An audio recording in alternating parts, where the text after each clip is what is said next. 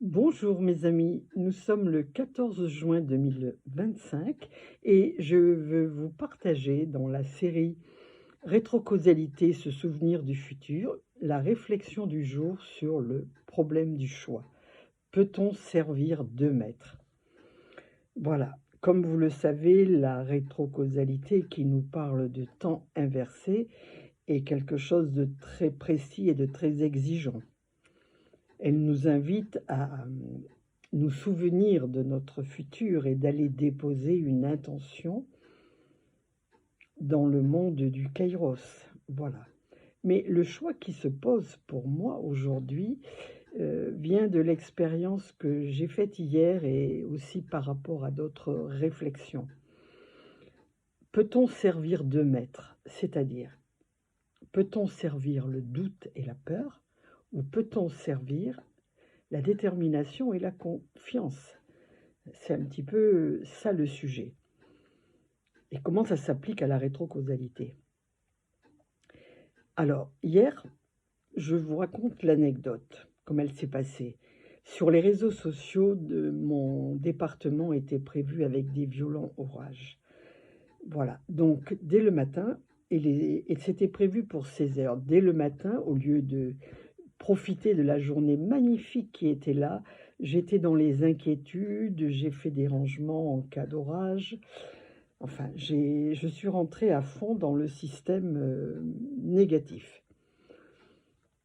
Et puis, je me suis rappelée d'une phrase de Milton Erickson, le père de l'hypnose ericksonienne, qui avait dit ceci: pourquoi vous inquiéter pour une chose qui n'arrivera peut-être jamais?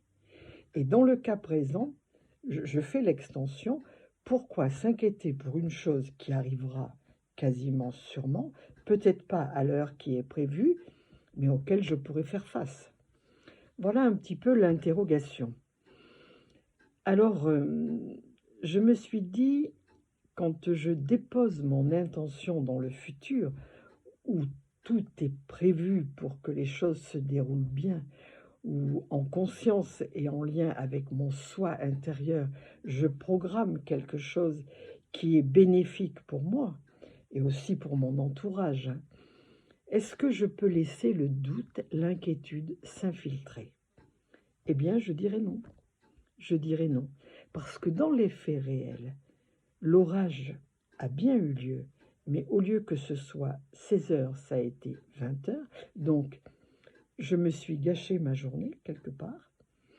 Et deuxièmement, il a été très gérable, un peu plus fort que d'habitude, mais il n'y a pas eu de dégâts. Donc, si j'avais nourri la foi et la confiance, je n'aurais pas du tout vécu la chose de la même façon. Donc, je me dis, il faut être très prudent avec les informations qui, elles, nous abreuvent en quantité industrielle du négatif, des catastrophes. Enfin, le journal de 20 heures est une longue série de catastrophes dans le monde entier. Mais a-t-on besoin de savoir tout ça? Et puis après, sur le plan individuel, est-ce que moi, ce qui me dirige, ce n'est pas les informations ni à la télévision, ni sur les réseaux sociaux, c'est ce que moi je ressens.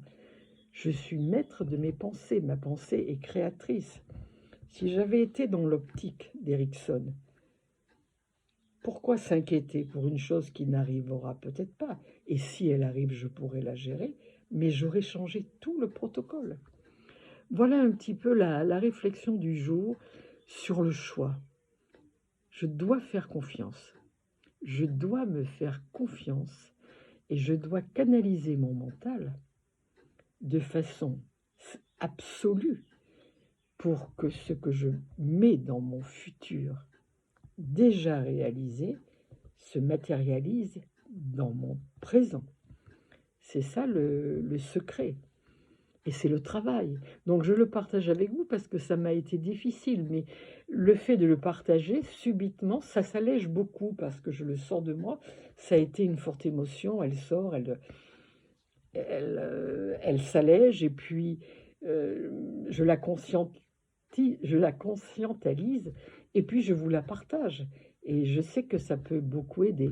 Voilà un petit peu la belle réflexion, et je voulais aussi vous partager les, les belles cerises que mon merveilleux cerisier m'a donné cette année. Voilà, je vous souhaite un excellent week-end et surtout, surtout, sachez que vous pouvez, que vous avez le pouvoir de canaliser votre pensée et que le maître à servir, c'est la détermination et c'est la foi et la discipline.